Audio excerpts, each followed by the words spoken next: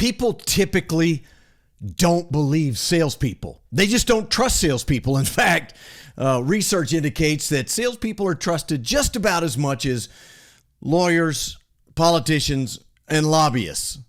Yikes. Well, here's the question, though. Is your sales training the cause of the problem? This is Sales Untraining, a very different kind of sales podcast. 3 out of 4 salespeople are failing. They're falling short of their revenue. Why doesn't sales training work? That's what this sales podcast is about. It's your weekly sales strategy guide designed to rewire your sales brain. Welcome to Sales Untraining. I'm Kelly Riggs. So good to have you along as we continue the discussion about sales training and how we can do it better, how we can do it actually right instead of completely wrong. And by the way, that's not an opinion. That's based on the numbers. So we go look at the data and we figure out that roughly 3 out of 4 salespeople not doing a very good job. Why is that, and why would we accept it? Because certainly we wouldn't accept it anywhere else in the organization. Can you imagine 3 out of 4 paychecks wrong every week? That wouldn't go over very well. Well, maybe it's a little bit harsh in comparison, but the idea is to draw attention to the way we train salespeople. So, certainly hope you will like and subscribe to the podcast. But if you know other sales leaders who would be interested, please share the podcast with them. This week, we talk about the fact that salespeople just aren't believable. No, again, that's not an anecdotal observation, although it is, but it's based on research. Salespeople are just not trusted, which means they're not well liked. I mean, do you have somebody that you really like a lot and you don't trust? Very rarely. Could happen, but very rarely. The reality is that salespeople, when they walk in to meet someone new, if that person knows, if that buyer, that prospect, that purchasing agent, that CEO, if they know they're going to be talking to a salesperson, they already have a predefined set of assumptions in place, almost without exception. They know that they're going to hear very similar things. They're going to see a very similar approach. It's predictable. I mean, it's incredibly predictable when you think about how salespeople go about doing what they do. Have you ever noticed that when they start to talk about themselves, which happens immediately, hi, I'm Kelly Riggs and I'm with XYZ Company and we are the best and we've been around the longest and we have the best quality product and we're innovative and our service is unmatched, and on it goes. In fact, you could take each salesperson, just substitute a different business card and a different product or service line, and typically you're going to hear the same kind of pattern. It's going to follow a very similar type of approach.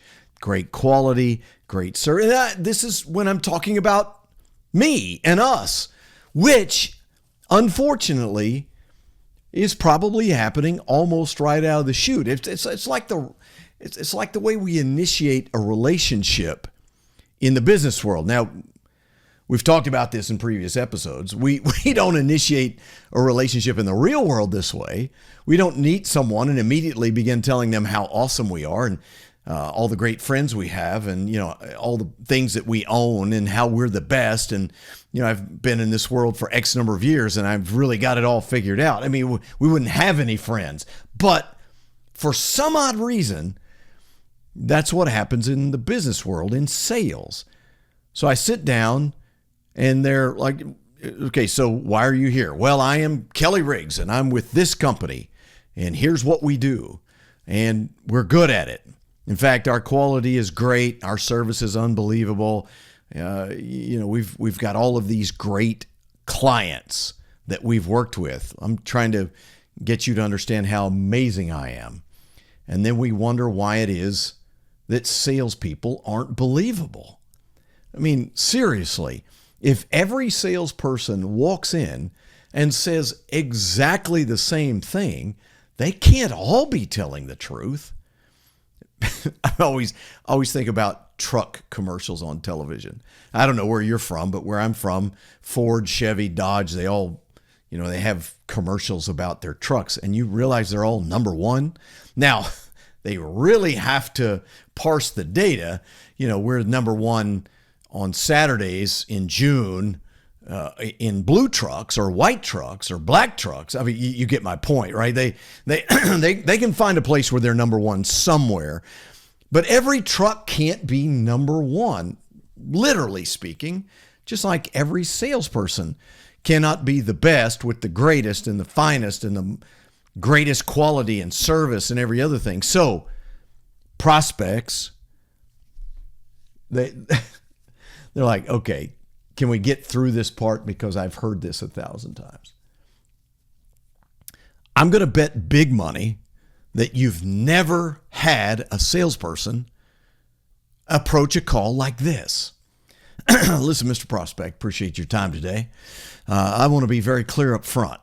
When we talk about our products, which I hope to show you some, I want you to know up front that our products they're acceptable. They're above the norm, if you will. They're not, nobody's going to confuse them with being the most innovative. We're not we're not the greatest, but certainly they work, and they work effectively. And by the way, when it comes to service, okay, on a good day, we're not terrible. No, we're not. But listen, our prices, oh man, do we have great prices. Yeah, in fact, that's why I'm here. I want to talk to you about a product and a service that is remarkably priced. Come on, who does that? Nobody. No one walks in and speaks the truth. Now, I'm not suggesting that's the truth necessarily, but does a salesperson walk in and say, I want to be very clear, and in the last 3 weeks, we've had 3 major customers with complaints, and we have been putting out fires all week. And we finally got it done, but listen, there are times when you're probably going to run into a challenge with us. No, nobody is saying that. So it's not a big surprise. Your salespeople aren't believable. All right? You know why? Because they all say exactly the same thing. Now, some of you are probably screaming at me saying, you don't get it. Our products are the best. Our service is amazing. Okay, let's just say that's true. If you say it and everyone else is saying it, how are you different? You get my point? But Kelly, we actually have the best product. So, saying so does not make it true, especially in the context of everybody else saying exactly the same thing. Do you understand what I'm getting at? Is that when you walk in and say those things, they're not believable because every single salesperson is saying it. Well, how do we make it true? Well, how about you actually use some real numbers? In a marketplace where the average customer satisfaction based on external research data is 85%, our customer satisfaction index, according to the same company, is 96%. If customer satisfaction matters, if customer experience matters, we have the data to back it up. Now, listen, everybody that walks in the door is going to tell you how great they are. But we actually have the numbers to support it. People are going to tell you how great their quality is. But let me tell you exactly why our quality is different. Can you at least provide some sense of exactly what's going on by being specific, giving me real numbers, quantifying it, giving me real examples? Here's an idea. How about you say, I'm Kelly Riggs with XYZ Company, and I can tell you that people who do business with us, who get interested in working with us, work with us because of some very specific things. Let me give you an example. We have a customer that's been with us for 12 years. Originally, this is the problem they had. Here's how we solved it. And since then, we have been able to maintain a quality level of X, an efficiency level of Y, a throughput level of Z, a customer satisfaction index of 1, 2, 3, whatever, real numbers, real example, please give them something to work with. It is incredibly frustrating having sat on this side of the desk and listened to salespeople as a business owner, listen to them to present to me what their product is, knowing that the first 5 minutes is a beauty pageant. It's another pageant contestant walking by in their best gown, dress, or whatever, and looking all completely made up, incredibly beautiful, and they're number 10 today. I mean, okay, I get it. You're all phenomenal candidates, but only one of you is going to win, and the one that wins in sales is the one who actually gives me something to work with the vast majority of the time. Learning how to actually present yourself and your differentiated advantages in a way that makes the customer go, whoa, hang on, wait a second. I'm interested in that. Tell me that again. Really? Is that true? Who was that customer? How did that work? We have the same issue. We have the same problem. See, if you're truly going to be believable, instead of talking in all of these generalizations, you have to actually differentiate yourself in very specific ways. Well, coming up after the break, I'm going to tell you a couple of things that are going to change the game for how you approach that prospect the first time so that you can gain shelf space in their mind and they want to talk to you. They want to take the next meeting. Stay with me.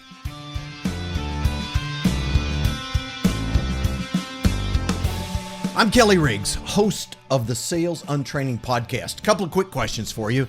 Do you hire salespeople? Is sales turnover far too high in your organization? Do you struggle to find A players for your sales team? Well, these are very common questions, and there is a better way to hire. I'm a partner with Objective Management Group, OMG, and they have been assessing sales candidates for over 30 years. In fact, they've assessed over 2.5 million salespeople. Now, this is a very different type of assessment. First thing out of your mind is it another behavioral assessment? Is it a psychometric tool? Is it a personality quiz? No, nothing like that. It is based on 21 very specific sales competencies. And you need to listen to this. This is crazy. It is 91% predictive of sales performance. That's right, 91% predictive. You can't even make a claim like that without the science behind it. Listen, if you struggle to find the right people, or if you just need a lot more help in the hiring process and making sure you're getting in front of the right people to hire, please email me, kelly@bizlockerroom.com. Oh, by the way, and you can absolutely try it for free, and it has a guarantee. kelly@bizlockerroom.com. Back to the show.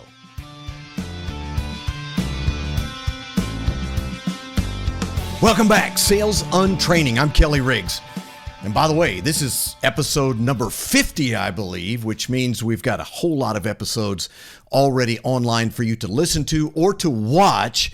And if you like to watch, you can find it at youtube.com/Kelly Riggs, and you get the whole behind the scenes thing. If you're just listening to it while you work out or drive in the car or whatever, obviously you don't see what's going on, but you do hear it. And so I want to encourage you, again, like and subscribe to the podcast, and looking forward to the next 50 episodes. Today we're talking about believability. And the reality is, no matter how you slice it and whether it aggravates you or not, salespeople, generally speaking, are not believable. That's why one of the most significant things that professional salespeople do is to avoid the very appearance of being a salesperson. Now, what do I mean by that? I mean that they try not to sound like the average salesperson, who, by the way, is not very good. They try to present themselves differently. They try different approaches. They're trying to set themselves apart and to create the perception of being a professional consultant who can actually help with real business problems. As a business owner, I always said, listen, I have plenty of time for salespeople who come in, understand what I do and how I do it, and have some ideas about ways in which they can improve the performance of my company. Me personally, one of my people personally, the company at large, improving any aspect of it. When you come in, you've done your homework, you know what you're doing, and you've got some things to share, and you can provide some real background on why you might be a good fit. Folks, business decision makers have time for that. They will make time for it. I mean, clearly they will. They're in business to make money. And if you can help them do that better, faster, easier, or more effectively, trust me, they will make some time for you. But the way we train salespeople handicaps that process dramatically. Think about it. When you train your salespeople, typically a week, 2 weeks, a few days of product intensive training. Got to learn the products. Absolutely true. You do have to learn the products.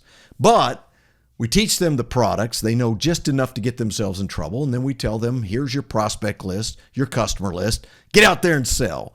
Well, what do you think they're going to do? They're going to parrot what they've heard in that product training. This is the best. It's the most innovative feature in the market. We've been doing this better, longer, faster than anyone else, et cetera, et cetera. So when it comes time for me to talk, and again, most salespeople believe that's their entire reason for existence, is to walk into a prospect's office and start telling them how great we are, then you have a problem. Now, something you've probably never thought about, but one of the reasons this works against your salespeople, psychologically speaking, is they have a conflict of interest. Why do we not trust politicians? And the numbers say we don't. Almost not at all. Why? Because they will say, typically, what they need to say to get elected. That's a conflict of interest. I will make promises to you that once I get into office, because you believe me, I may or may not do, which means the things that I say, there's actually a conflict present. That is 100% true with salespeople because I get paid to tell you this stuff. Yeah, I get paid by the company to tell you how awesome we are. So how believable can I be? Right? Conflict of interest registers, psychologically speaking, and customers go, yeah, maybe not. I'll take that with a grain of salt. Maybe it's true and maybe it's not. And remember, as I talked about at length in the first segment, because everyone comes in and says essentially the same thing, typically, then it just adds fuel to the fire. It just makes it worse.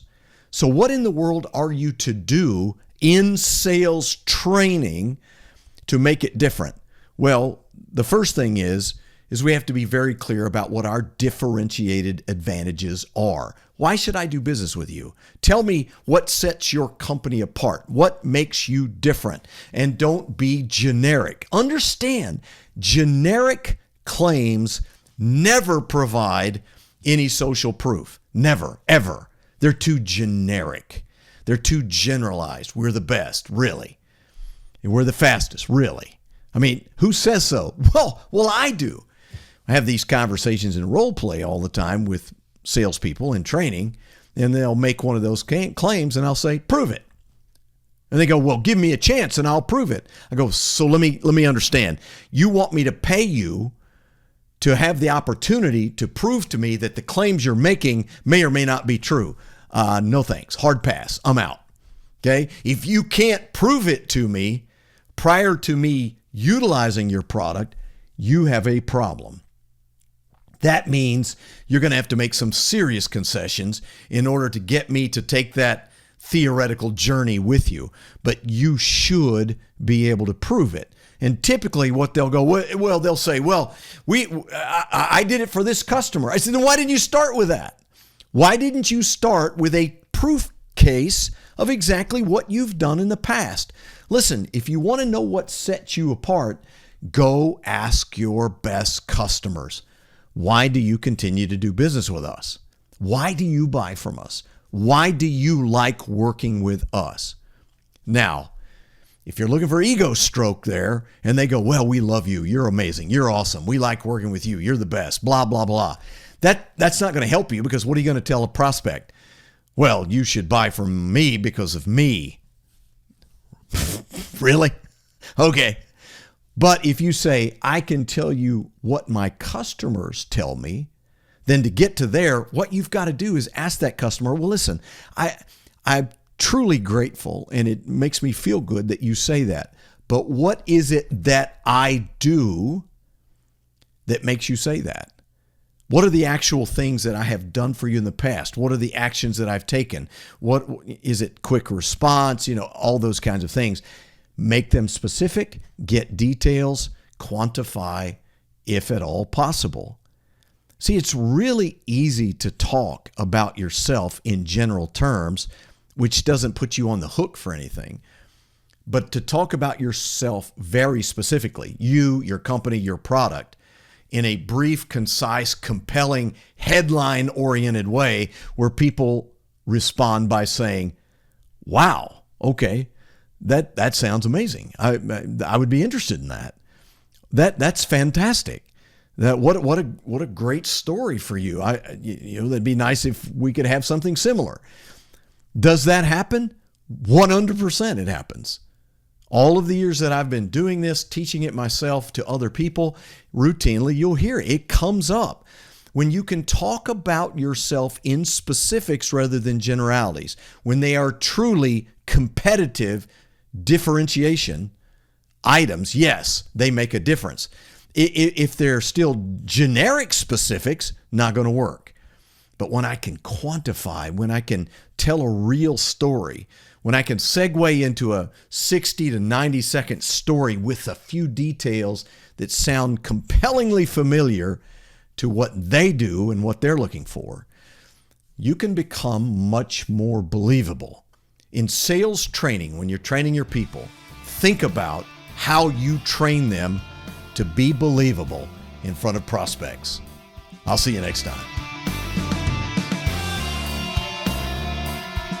Sales Untraining is a production of Business Locker Room and Pod About It Productions. Music and editing by Doug Branson. To get more Kelly, visit bizlockerroom.com.